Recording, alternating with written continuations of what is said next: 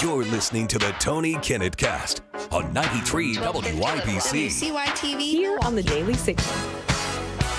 Good evening and welcome to the Tony Kinnett Cast here on the Daily Signal, nationally syndicated first on 93 WYBC. Quite a bit to tackle, starting with the United Nations today, which has a lot of people clutching pearls, clutching their chest, just clutching random escalators that aren't working. There's a lot to unpack there. But first, a major law enforcement bust, a counterterrorism operation. According to the Secret Service, there was a major imminent telecommunications terror threat in the New York tri-state area. You can always tell when the Secret Service is taking things exceptionally seriously. Number one, because there's a person of appropriate agent height and build who's giving the press statement. And number two, he's not really messing around for the cameras. Here you go, out of New York. Hello, my name is Matt McCool, and I'm the special agent in charge of the Secret Service New York field office. We are making this announcement as a matter of public interest given timing, amount, and concentration of material recovered during a recent Secret Service protective intelligence investigation. Following multiple telecommunications-related imminent threats directed towards senior U.S. government officials this spring, the U.S. Secret Service began a protective intelligence investigation to determine the extent and impact these threats could have on protective operations. Now, in today's modern era of terrorism, there is not just the threat of wrecking vehicles or again, mass shootings or explosions, bomb threats, things of that nature. Telecommunications is the core piece of infrastructure that now everything runs on. And if you mess with just a little bit of the infrastructure system in this country, a lot of it can come crashing down. We do have some of the B-roll footage, I think, lined up here as to what is at least been uncovered by the Secret Service in this major bust. You'll see some server equipment in one room in this tri-state area, this New York City apartment. These are essentially some long-form routers that have all been custom coded, so a lot of internet equipment. And then this. Okay, I've been meaning to talk to you guys about this for a while. When you hear about botting, there are two parts to a bot. Number one, there is the piece of software or hardware that is the bot itself. And then you actually need to fake that bot doing things on the internet. Because if you try to log on to all the same cell phone tower or the same network, most internet platformers and companies, they can tell if all of these, various accounts are all active on YouTube from the same Wi-Fi area. Either there are 300 people crammed into a tiny pole barn or someone's doing some faking. These that you see on screen right now, those who are listening, I'm sorry. You can watch on the live stream, youtube.com/Daily Signal, X or Rumble. These are SIM cards, the little tiny chips that go inside your phones, and they tell the cell phone tower that you are interested in communicating via cell phone usage and data. You can spoof these in order to make it look like you're somewhere around the world. That's not what was happening here. What these SIM cards were prepared to do, according to the Secret Service, was essentially crash the entire New York City telecommunications infrastructure, shut down all cell service, all phone-based GPS and navigation, encrypted communications, open communications. This was discovered by the U.S. Secret Service. Look at the racks upon racks in this particular case. Very, very, very expensive. By the way, all of those SIM card trays, I believe, are all still custom built. And I say that because in the botting hemisphere, there are certain forums and parts of the internet, not on the dark, secretive web, this is really mainstream at this point, that you can go to and purchase by individual seller these SIM card trays. All of them are made in China. So what now needs to occur is a congressional investigation into where these SIM card trays that are not just available for commercial purchase at your local Costco. This was a coordinated, very specific terror attack against the United States that was thwarted by Secret Service. And one of the reasons that this was prepared was to target Trump while he was at the United Nations. I want to make that clear. The United Nations in session, President Trump at the United Nations speaking, that was when this particular electronic terror attack was supposed to go live. And there are a couple of really suspicious things otherwise that happened with Trump at the UN. So first of all, President Trump and First Lady Melania were approaching the grand council chambers where the least amount of work on earth gets done except a Baltimore public school classroom. The United Nations General Assembly chamber. The president and Melania were en route and began to walk up an escalator leading to that level.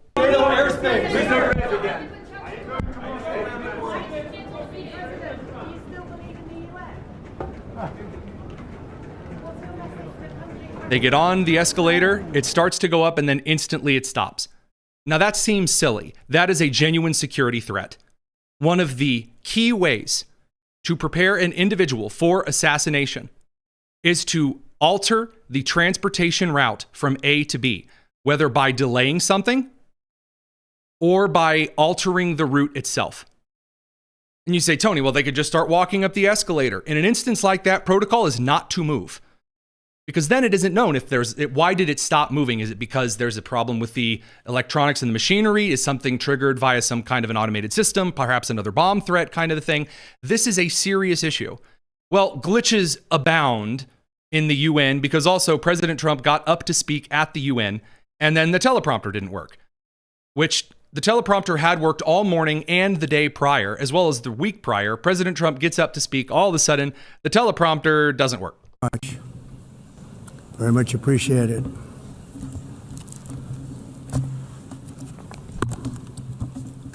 And I don't mind making this speech without a teleprompter because the teleprompter is not working. Now, Trump did go off as only Donald Trump can do. Because again, coming from an entertainment career, not unexpected, probably a very bad thing for those at the United Nations because Trump said what is has been on a lot of Americans' minds for the last 20 years, and even much different than the first Trump administration. When he sent Nikki Haley, who stood up to the United Nations, well, while she was the ambassador to the UN, when Trump addressed the world leaders at the United Nations, he was anything but kind. And may I say, that is exactly what I voted for. Here's the president making it clear he's only ever gotten 2 things from the United Nations. I ended 7 wars, dealt with the leaders of each and every one of these countries, and never even received a phone call from the United Nations offering to help in finalizing the deal. All I got from the United Nations was an escalator that on the way up stopped right in the middle. If the First Lady wasn't in great shape, she would have fallen, but she's in great shape. I'm sorry. I will never get tired of any politician, any leader, any entertainer taking a moment to talk about how gorgeous their wife is. That will never bother me. Don't care what side of the aisle it's on. Anyone who stops and says, also my wife, she's really hot and in great shape. That's endearing. Both in good shape. We both stood. And then a teleprompter that didn't work. These are the 2 things I got from the United Nations, a bad escalator and a bad teleprompter. We need a t-shirt on that stat. I went to the UN and all I got was this crappy escalator and teleprompter. All right, we're going to get on that. And if you believe that, that we're going to rapidly get that t-shirt out. I have a bridge to sell you over Manhattan. So then we get into the content, the stuff that Trump came to deliver to the United Nations. Right now, there are 3 major world crises. There are the economic wars that are essentially perpetuated by feeding Russia and feeding the bear machines, and I don't mean in the economic sense, bear machines, but the aggressive machines of China and Russia, especially at the hands of Europe and India and Brazil. Then there is the issue of mass migration, followed by the core problem for the President of the United States, the hampering of the European economy, while at the same time funding drug cartels and narcoterrorism. So here's the president making it very clear how he feels about mass migration. This sent 1 million angry old liberal ladies into traction. So changed. Now they want to go to Sharia law, but you're in a different country.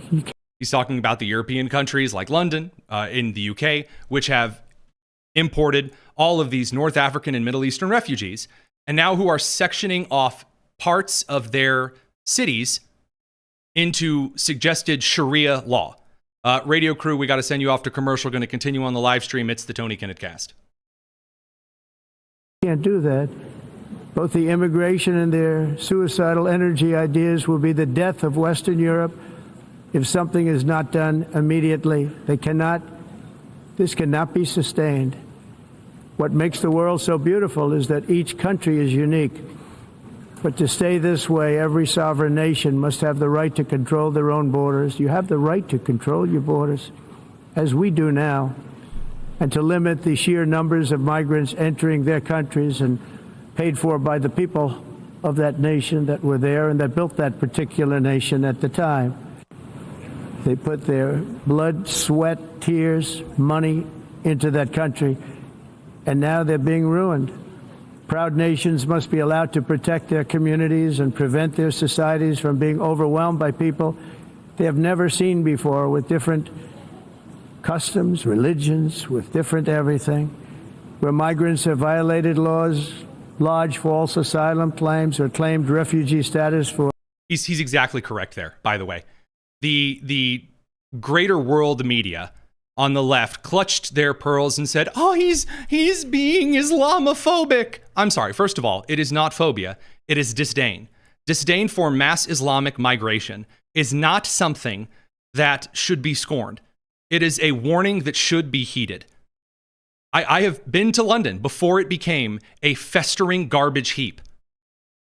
I have been to many beautiful cities that are now dangerous to travel in during broad daylight.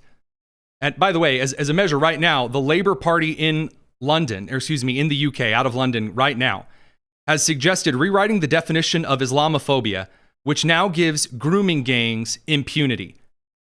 The definition basically now shuts down any kind of speech that suggests that there are Islamic gangs in the UK that are grooming. That's Islamophobic. You can be arrested for it in the UK. And to see the rest of the United Nations sit there and take that direct criticism, it is exactly what I voted for. Now, Trump also criticized the European pursuit of the carbon footprint. He talked about the silliness of the climate measures from Greta Thunberg and her dreams. People with evil intentions, and they're heading down a path of total destruction. You know, the carbon footprint was a big, big thing a few years ago. I remember hearing about the carbon footprint, and then President Obama would get into Air Force One, a massive Boeing 747, and not a new one, an old one with old engines that spew everything into the atmosphere. He'd talk about the carbon footprint, we must do so. Then he'd get in and he'd fly from Washington to Hawaii.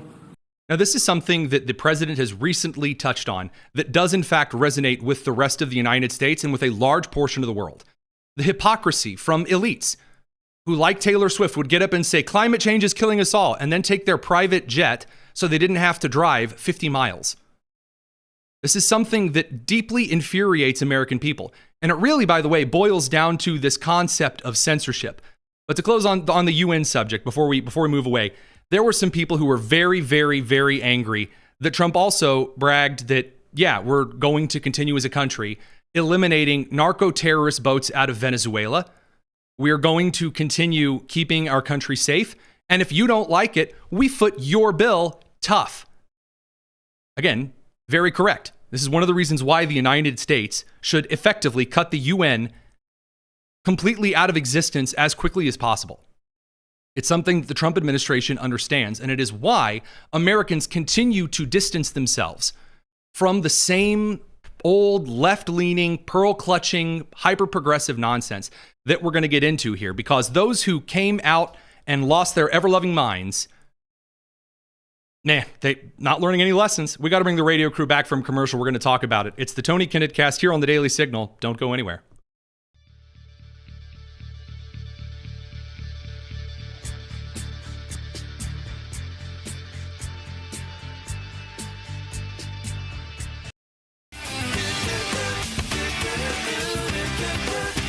You're listening to the Tony Kinnett Cast on 93 WIBC.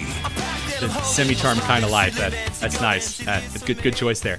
So, who was really, really upset by President Trump saying things like stopping drugs coming into the country and mass migration? Who got really upset? Gavin Newsom, the Europeans, Gavin Newsom might as well be a European, Kamala Harris, and Venezuela's dictator Maduro. So Maduro got out in front of the cameras and accidentally said he controls his own media and then immediately dodged away from it. I don't have an English translation of that at the moment. We'll try to grab that here in a little bit. But Kamala Harris went on The View and decided this was her moment. So her book, 107 Days, which has sold exactly 107 copies, is her big moment right now. She's so excited about. And so she gets in front of the country and takes a swing at the Trump appearance at the UN. And again, the out-of-touch nature of the left on this never ceases to amuse. This person and what we just saw in terms of a presentation at the United Nations, I talk about it. I talked about, remember in the debate? Yeah. They laughed at him the last time he was in front of the UN. Yeah, this time you remember just about, I don't know, several weeks ago, that... Just about remember exactly several weeks ago? Yes. Meeting with Xi and Kim Jong-un and Putin. Yeah. You think they're not laughing? Oh, no. I haven't thought about Kim Jong-un laughing while playing Rocket League. Oh, the horrors. Oh, they are. As they create a new axis of partnership.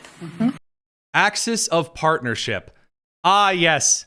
A new friendship of partnership. Thank you, Kamala. Very cool. What's happening? You bring people into the Oval Office. I have spent a lot of time in the Oval Office. Debatable. I have spent time in the Oval Office with the president, receiving our allies and our friends from around the world. And consistently, we have seen Donald Trump bring people into the Oval Office, be they a United States governor, a governor? Oh, no. Or the head of a state of a friendly nation, and embarrass them and ridicule and demean them.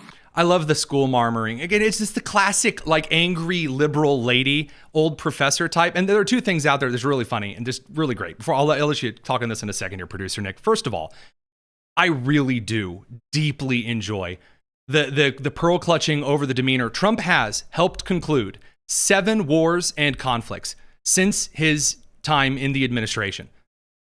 Openly by both sides, both of the countries who were at literal, definitive legislative war with each other. Trump negotiated those peace deals. And again, just to make this very, very clear, the Biden administration's foreign policy was don't. And then it would happen anyway. So the idea that Kamala Harris thinks she can schoolmarm the rest of the country on this is truly hilarious. Producer Nick, you have something? I was going to say, she did say one thing that is technically true in that statement. She said, I've spent a lot of time in the Oval Office. In comparison to how much time she spent at the border, she did spend a lot of time in the Oval Office. It's just a weird thing to brag about because she can't do Obama. Well, I was a president of the United States. She can't do that because she lost. She got skunked. We'll get back to Kamala Harris and her gooberishness a little bit later because the other big pearl-clutching moment in the United States right now is over Jimmy Kimmel's great return to air, which I was told we were in a Nazi regime and that they were coming for him and for you and, it was all over. And the ABC Walt Disney Company came out and said Kimmel's back on air tonight, that being Tuesday. And Sinclair, who syndicates a lot of the ABC affiliates around the country, said, no, we're not having Kimmel back on. Now, the media coverage of this is great. I do have to take a moment to tell you, this is how Variety covered it. I know there's a lot of readers of Variety magazine out there. They said some segment of the viewing public who might generally disapprove of perceived disrespect to the Kirk story. The Kirk story, yes, the Charlie Kirk assassination that Jimmy Kimmel made fun of, might also be willing to give the benefit of the doubt to a host who does not present as a movement liberal and who speaks out about politics a bit like any old person. See, Nick, but Jimmy Kimmel was just an old man. He was just, just have a little bit of grace. Jimmy's not even a liberal, Variety says. Brian Stelter tried to suggest that Kimmel actually said that the MAGA movement was trying to score political points. It was just him pointing in political points, said the great potato Brian Stelter. But when the media needs cover, they need to run out here and claim that it's the worst thing ever, and they got to have some media credibility to it. They bring on Jake Tapper from CNN. Because Jake Tapper can sometimes very occasionally say he doesn't like bad thing. So Seth Meyers, who I discovered has a late night show over on NBC. I'm serious. I had to check which network Seth Meyers was on. He brought on Jake Tapper to tut the rest of the country. And I'm going to be honest with you, it's pretty funny. All right, Jimmy Kimmel, he's a friend of both of ours. Yeah. You know him, I know him. We know he's a good person. Obviously, this news is very exciting. But what Isn't he great? We know he's great. I once licked his toes. He's fantastic. was your original take on how this all went down starting last week? I mean, I thought it was pretty much the most direct infringement by the government on free speech that I've seen in my lifetime. Yeah. You have Whoa, Jake Tapper, the most direct infringement on free speech that he's seen in his lifetime. Wow. The clapter and applause from old liberal white ladies who are so excited. Jake Tapper said it's censorship of the highest kind. Networks are allowed to cancel shows. It happens all the time. course. But this was the FCC chairman saying, local affiliates, it's time for you to say you're not going to air Kimmel anymore. He didn't say that. And then Nexstar, which with the largest owner of local affiliates, needs approval from Brendan Carr himself to Not how that works. let this merger go through. Yes, sir. How high do you want me to jump, sir? They do it, and it's just insane. And then Disney was like, no, we're not going to. And then a lot of, violent threats and the shooting from the left-wing guy into the ABC lobby in Sacramento. And then, oh, presto, everything's fine again. Now, I just want to point out, because this just happens to be kind of funny how this seems to work out. Jake Tapper has said nothing at all about this report from the Oversight Committee. Representative Jim Jordan this morning, due to our oversight efforts, Google commits to offer all creators previously kicked off of YouTube due to political speech violations to return to the platform. But that's not all. YouTube also admits the Biden administration censorship pressure was unacceptable and wrong. Confirms that the Biden administration wanted Americans censored for speech that did not violate YouTube's policies. Wait a minute. Hang on here. You mean the decision that Google made to slap Wikipedia links below people's videos and slam engagement way down if they mentioned COVID-19 or climate change? That was a request from the Biden administration? Yeah, Google provided the receipts. By the way, if you're wondering, Jake Tapper hasn't covered this at all. None. Now, you're not surprised about that because Jake Tapper is a clown. But alongside, we didn't need to wait for Google Alphabet to admit that the Biden administration actively, directly threatened and censored individuals on political sides that they didn't care for, because Mark Zuckerberg made this very clear a couple of years ago. This isn't brand new information. Radio crew, sorry, we have to send you over to commercial. We're going to continue on the live stream. It's the Tony Kinnett Cast. Here's Mark Zuckerberg with Joe Rogan. These people from the Biden administration would call up our team and scream at them and curse. And it's these documents it's all kind of out there. By the way, Google has shown documents, emails, phone records that show the exact same thing. Did you record any of those phone calls? I don't think we were, but I think I want to listen. I mean, there are emails. the emails are published. It's all kind of out there, and they're and basically it just got to this point where we were no, we're not gonna take down things that are true. That's ridiculous. They wanted us to take down this meme of Leonardo DiCaprio looking at a TV talking about how 10 years from now or something, you're gonna see an ad that says, okay, if you took a COVID vaccine, you're eligible for, for this kind of payment, this sort of like the mesothelioma commercials, class action lawsuit type meme. And they're no, you have to take that down. And we just said, no, we're not going to take down humor and satire. We're not going to take down things that are true. And the Biden administration threatened to investigate them with the Department of Justice and threatened financial action with the Federal Trade Commission and the Securities Exchange Commission and the Federal Communications Commission. Incredible. The FCC doesn't even have any kind of jurisdiction whatsoever over Facebook and social media platforms.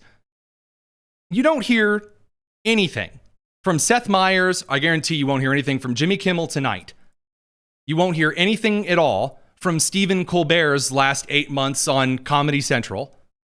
You're not going to hear anything, because when it comes to censorship, the only kind of censorship that the left fights is when a right-wing administration suggests you have to follow the same rules that everyone else follows. Then they announce, oh, they're going to put us in handmaid's dresses and breed us like sheep. Okay, great. State Senator Scott Wiener in California. Yeah, this is the guy that dressed up in BDSM leather. That Scott Wiener. He posted, Trump's unqualified hack FCC chairman said, Democrats are the ones silencing free speech. And to stop them, we need to let megacorporations silence criticism of the right. Sorry, Stephen Colbert is CBS, not Comedy Central. He used to be on Comedy Central. Over to CBS. Thanks, producer Daniel. I don't watch it. Senator Scott Wiener is complaining that Sinclair is refusing right now to broadcast Jimmy Kimmel on their affiliate stations. So he says, we need to break up Sinclair. Amazing. Prominent Democrat politicians coming out front of the country and saying that because Sinclair has announced that as a particular entity that owns stations, they don't want to air a washed up, old, angry, not comedian. Well, we need to get out there and break up Sinclair. Amazing. For everyone out there who suggests that there is this kind of attitude where the left is going to get back in power and totally play by the rules, if Trump plays by the rules right now, is ridiculous. And one of the reasons that's ridiculous is because of the kind of commentary that comes from up-and-comers in the Democrat Party. Christian nationalism is on the way. What you are seeing here is a movement called Christian nationalism that merges Christianity as it's been practiced in America for, centuries with a very specific interpretation of what the founding fathers wanted, what Aristotle wanted, going all the way back to the ancients. You saw Larry Arnn, who is the president of Hillsdale College and a proponent of this strain of interpretation of the Bible, merge Christianity and protecting the Western civilization values into. Insane. We're going to bring the radio crew back. Don't go anywhere. It's the Tony Kinnett Cast here on the Daily Signal.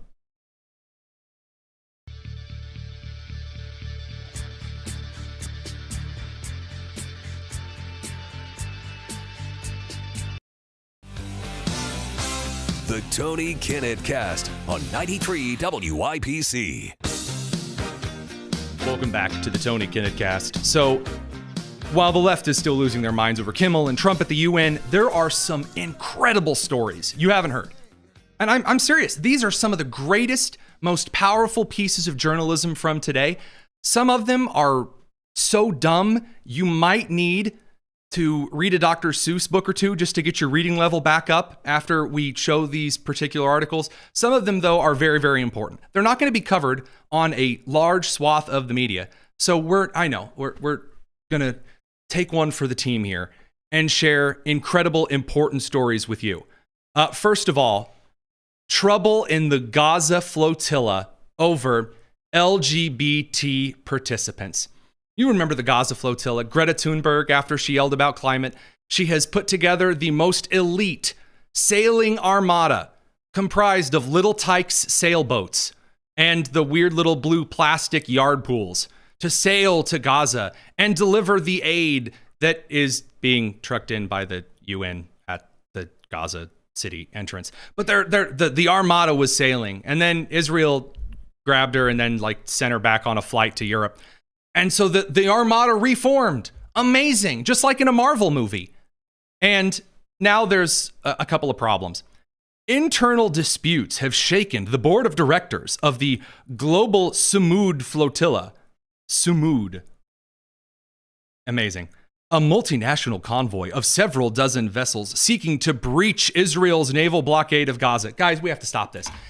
If you are Venezuela, you're not going up against the U.S. Navy. If you are a collection of Swedish and Danish rowboats, you're not breaking through the Israeli and NATO blockade of the former Levant region, basically Greece eastward. You're not breaking through it. I'm sorry. It ain't happened, Captain. According to Le Courrier de Atlas, a French language magazine covering baguettes and Maghreb affairs, The local GSF coordinator, Khaled Bourhma, did you like that? I didn't, announced his resignation on September 16th. He stepped down in protest over the inclusion of LGBTQ activists in the flotilla, among them Saif Ayadi, who identifies as a queer activist. Metfa stressed that such activism is seen as incompatible with Islamic beliefs and warned against exploiting the sacred cause of Al-Aqsa to advance unrelated agendas.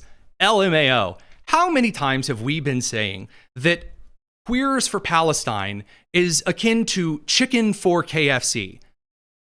So again, the omni-cause goobers on the left who think that LGBTQisms are right next to free Palestine, are right next to social Marxism, are right next to climate change, all this other nonsense.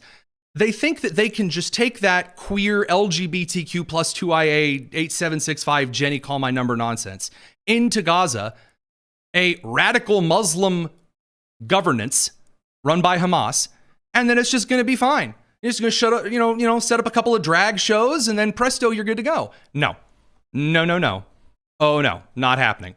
So this next one is from ABC News, and I know that you will treat it with the seriousness that it deserves. Alex O'Keefe, a former writer for The Bear, and not Bear in the Big Blue House or Winnie the Pooh, just The Bear, the award-winning hit show on FX, spoke out on social media after he was detained by police and forced to exit a train after he said a white passenger wanted him to correct the way he was sitting, just like Rosa Parks. Look, he even looks like Rosa Parks. I can't believe, here we are, the civil rights issue of our time. ABC News, brilliant journalism at it again. I bet Jimmy Kimmel have him on as a guest.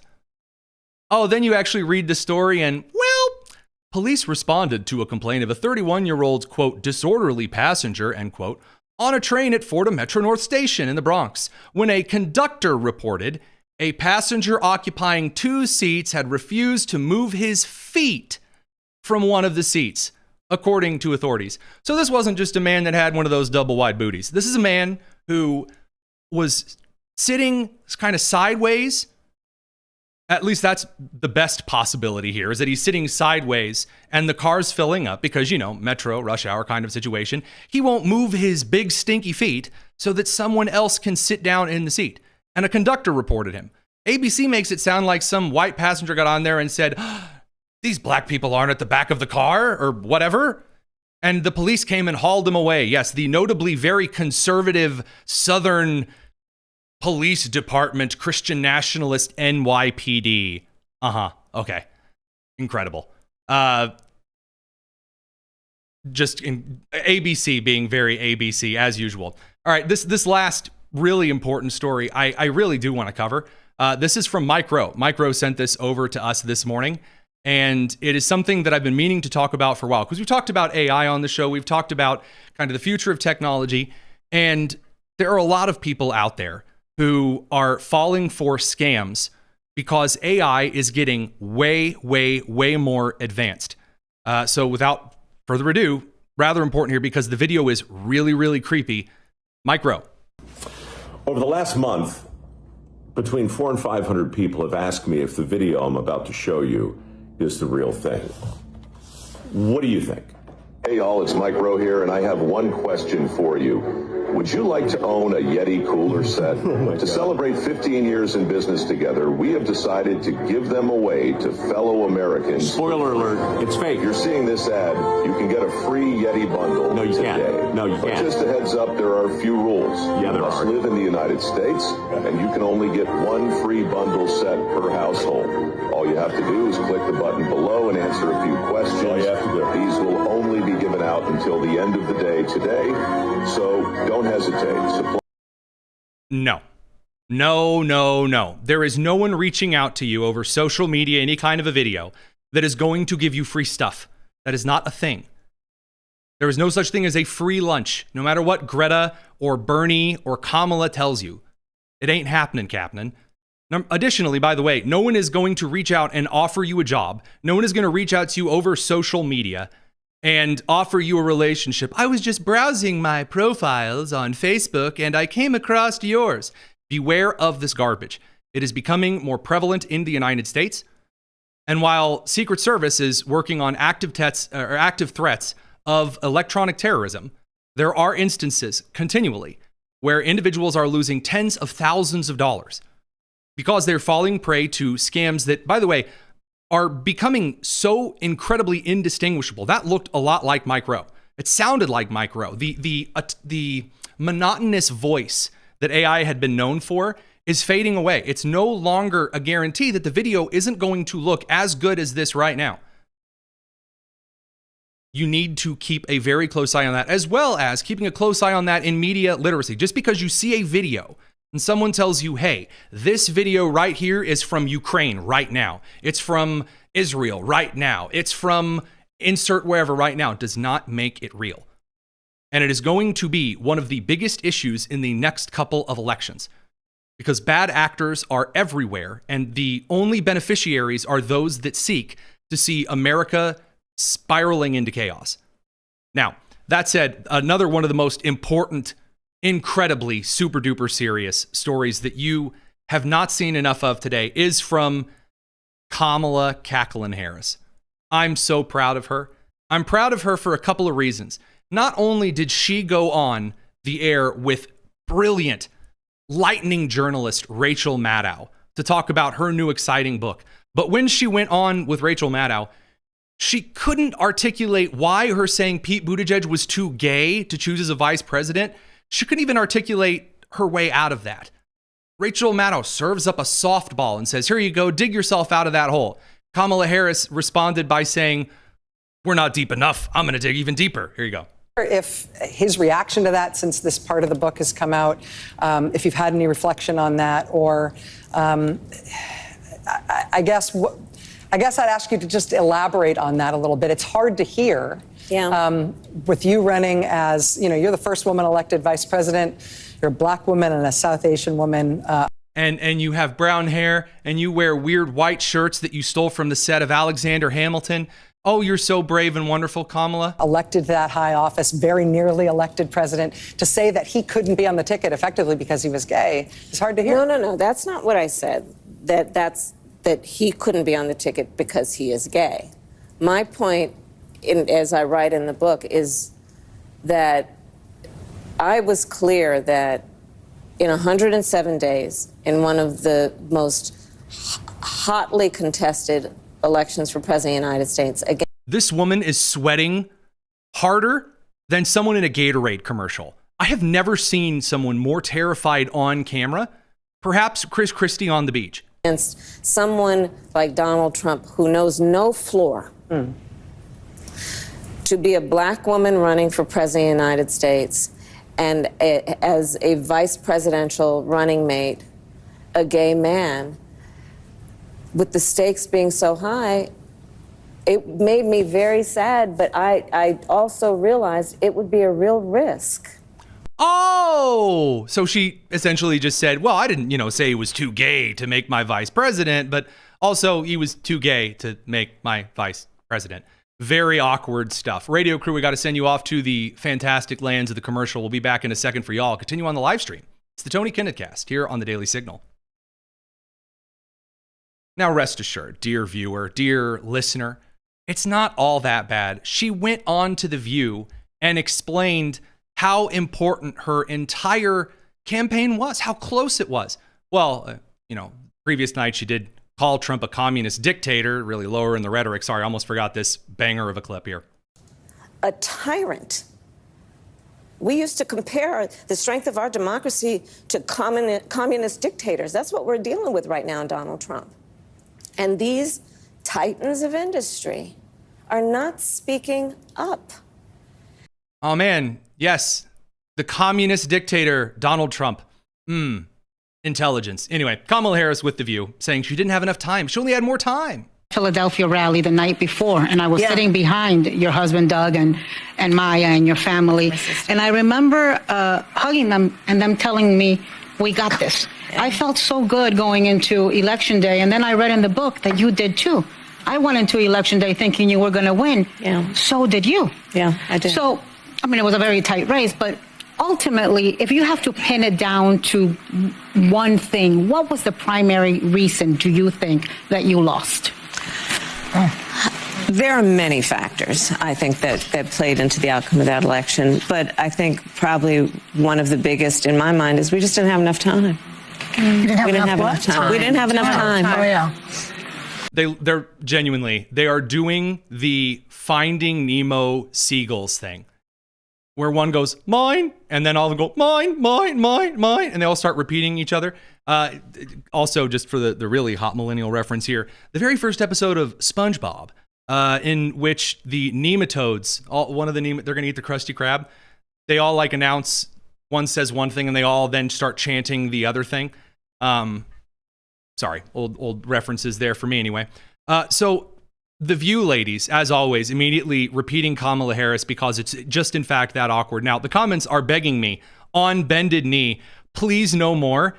And I got to be honest, I've never once changed the show's direction and what we're talking about based on the pleas of the comments.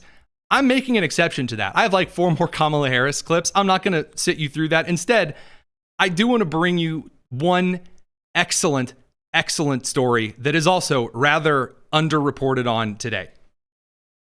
So right now, the Boston City Council has made the decision to just openly violate federal law by essentially individuals in the Boston City Council, individuals in the San Francisco City Council, individuals in at least 3 other city councils in, Democrat large run cities have opted, just saying on camera, that they're going to impede federal ICE agents, federal immigration agents, just openly, no problem, go right for it.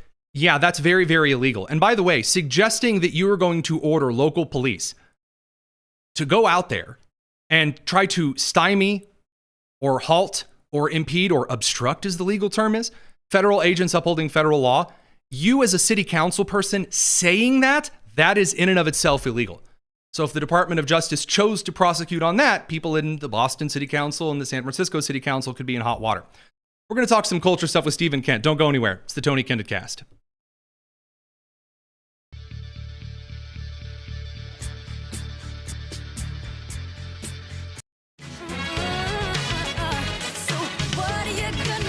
This is the Tony Kinnett Cast on 93 WIBC.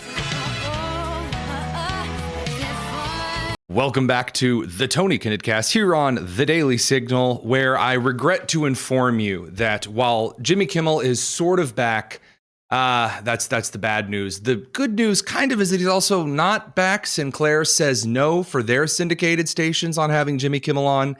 It's still a wild west in how that's going to resolve. So when we've got cultural issues that need solving, we move over to Stephen Kent, the man behind Geeky Stoics, the guy who just understands what Americans want. And that's not Jimmy Kimmel. Stephen, how's it going? My wife is always telling me I'm just a guy who understands what people want. And, that's a good place to be. Well, I have a lot of people have said, well, what should happen to Jimmy Kimmel? There are a lot of good conversations as to what are all of the minutia regarding syndication and other stuff. That's boring. That's dumb. We're not talking about it. Instead, I want to know, you have now been given the time slot. Not for you. I mean, unless you're the best choice to air on ABC's syndicated slots for that hour. What is it? Is it 9 o'clock when he comes on?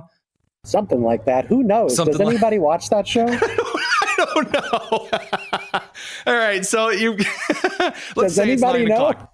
Sure, whatever. I mean, otherwise it's bedtime stories with Dan Rather. All right, so we're going to move past the ABC slot there. We've got an hour, all right? You have to fix it. No one's watching it. The ratings suck. Jimmy Kimmel's gone. You have an empty space on television. How are you fixing that time slot so that Americans, real people, not just airports and diners, actually tune in? I would make it a super show of Instagram and YouTube's best comedians who are actually making incredibly viral content that people cannot help but share. When I think about Jimmy Kimmel and Colbert, again, a lot of these individuals they pretty much gave up on doing stand-up and sketch comedy that was completely ridiculous and absurd, as well as doing really great and funny impressions. They just quit. And even Colbert is a great example of a guy who he clearly wants to host a Sunday morning talk show and do interviews of world leaders and politicians, not comedy. So I would take some of my favorite Instagram comedians, Alex DeWitt, who does the best impressions of Jordan Peterson and Tucker Carlson that I've ever seen. Sir, what's your dream? Well, it depends what you mean by dream. Are you just doing Jordan Peterson? God, no. There's so much drama in the LBC, it's kind of hard being Snoop Deal, Double G. But somehow, some way, I keep coming up with funky every single day.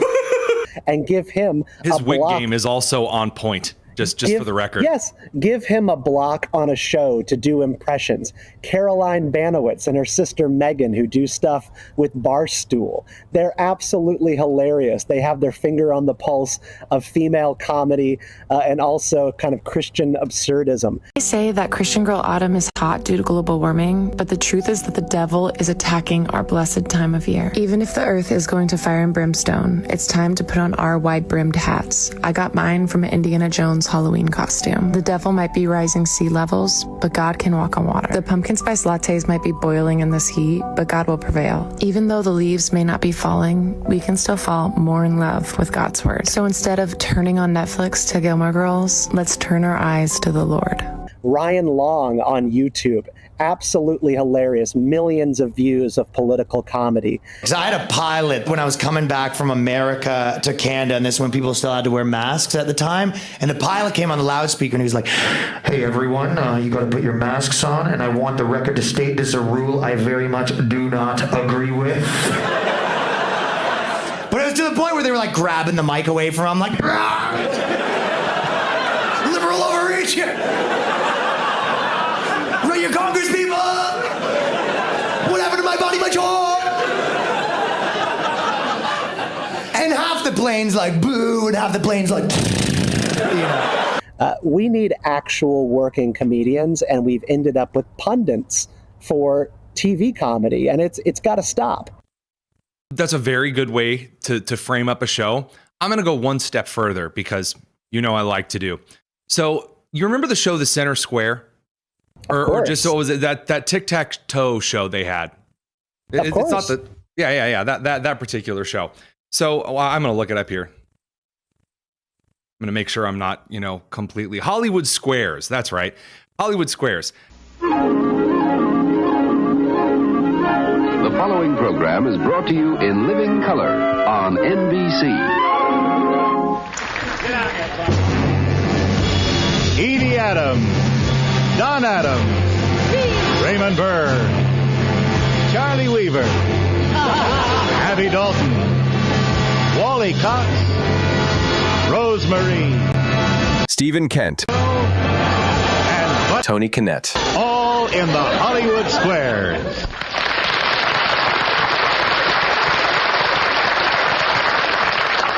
There was this idea that you could get a bunch of people from Hollywood, comedians, actors, actresses, people from the music industry, and then you would bring in some random person to be convinced as to whether that person was correct or full of themselves, kind of like a Celebrity Jeopardy situation.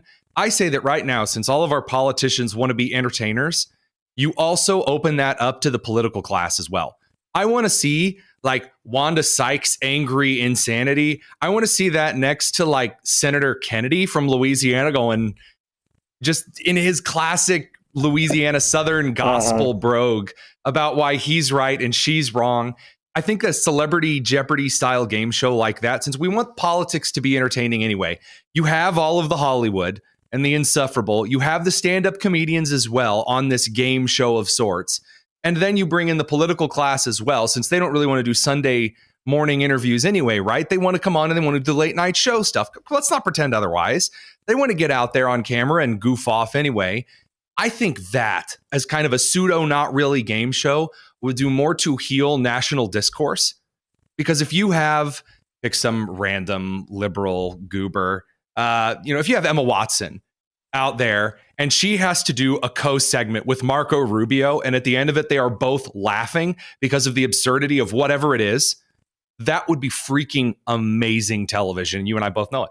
Yes, and I would even go so far as to say it's not about putting people next to each other who are, different political views. That's sometimes like a boring reductionist view of difference, but different temperaments. A person who is absolutely kooky and homely, and then also a person who's just very dry humor, almost has no sense of humor, and put them together in an environment where those two things are going to just be like oil and water.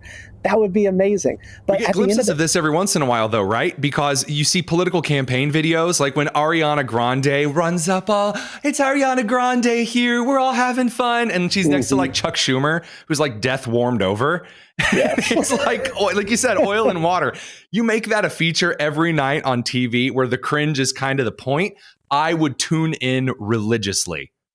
I just, for one, would love to see fresh talent. And when you think about what late night shows really were all about, and I'm gonna date myself by barely being able to name any of the shows before the 1990s, but the idea of those programs was that comedians competed on the stand-up circuit to actually get their invitation to go on late night TV and do a 2-minute set before the host took over.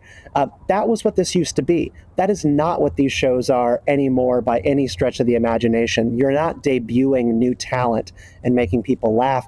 That is happening on Instagram and YouTube.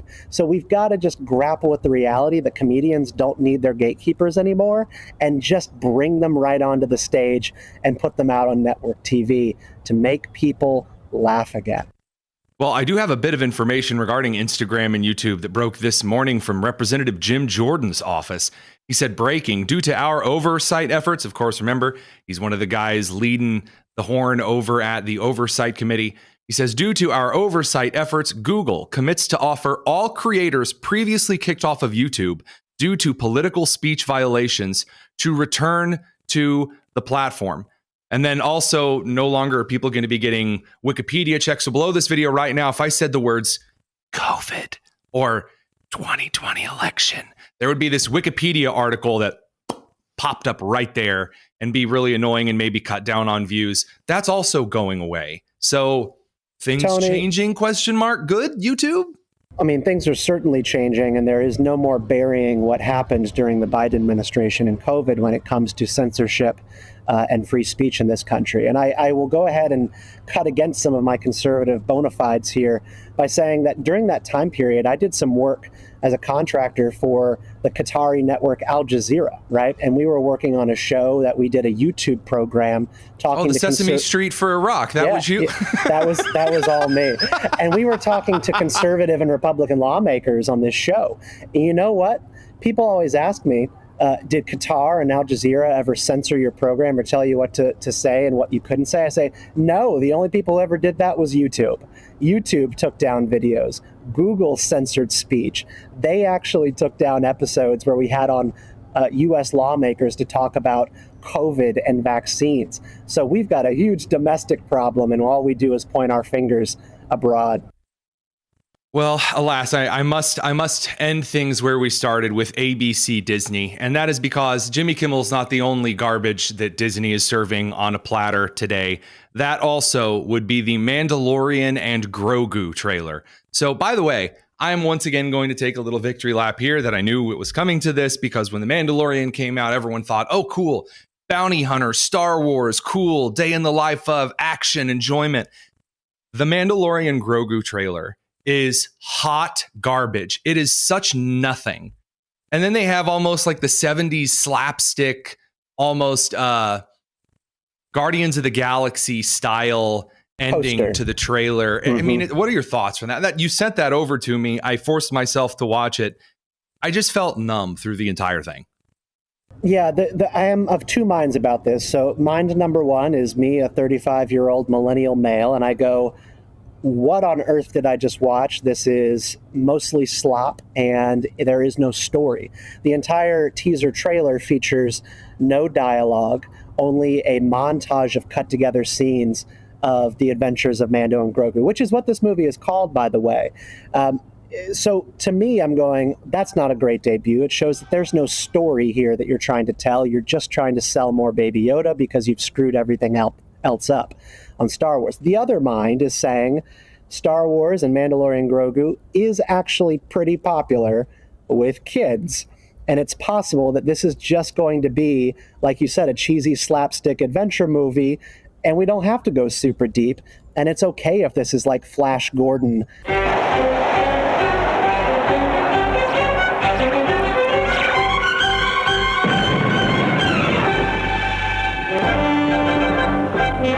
Or some classic TV serial. That's fine. But I would not bring Star Wars back to the big screen with this.